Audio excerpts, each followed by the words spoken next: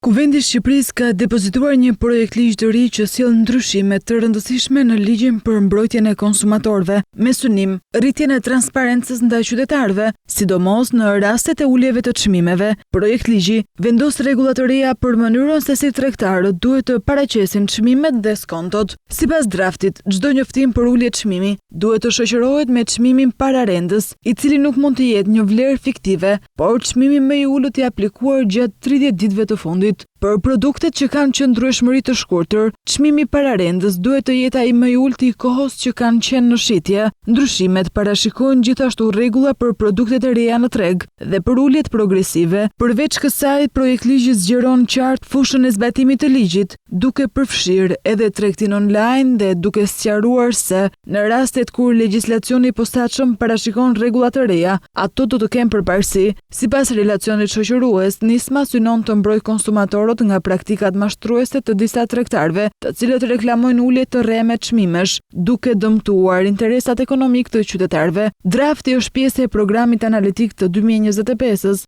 dhe synon për afrimin e legjislacionit shqiptar me atë të Bashkimit Evropian. Projektligji pritet të hyjë në fuqi 15 ditë pas votimit në fletoren zyrtare.